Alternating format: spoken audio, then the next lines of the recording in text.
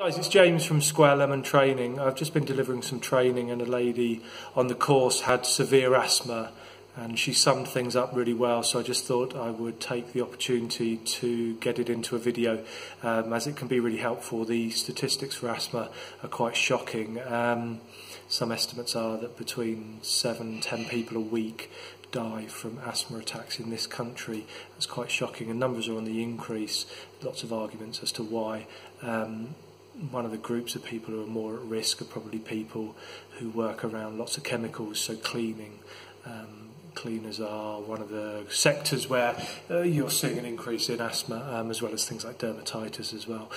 So asthma, just to keep focus, it's about the support that we can offer, and the lady summed it up really well. She said that what she needs from first aiders, or anyone who's around really, she needs them to help her to be calm. So we create an environment where that person can calm themselves down so that they can hopefully use their inhaler.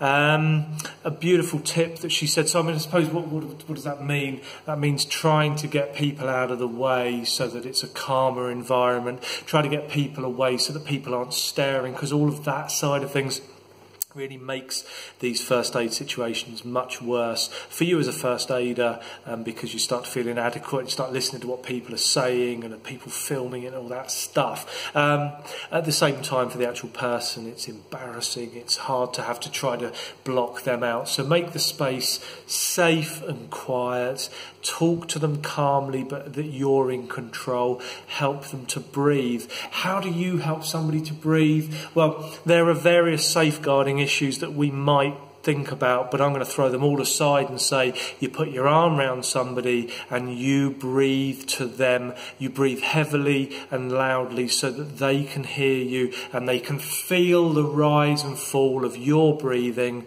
and then you're hoping that through physical contact, a calm environment, that you are able to help them regulate their breathing because they're able to follow your breathing.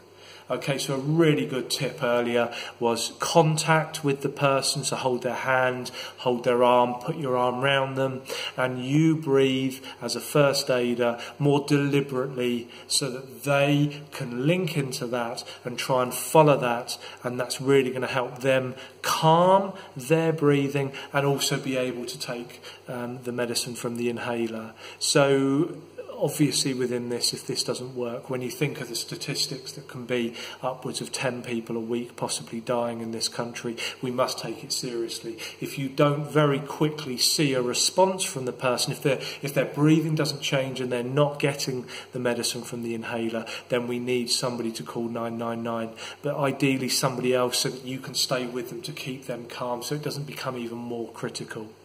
As with all of these short videos, we talk about the subject, so it's a discrete thing where we're talking about asthma, but keep in mind the overall subject of CPR, where if somebody's not breathing, you need to step in for them. But maybe that's another day, and I'll get the dummies out and we'll show that.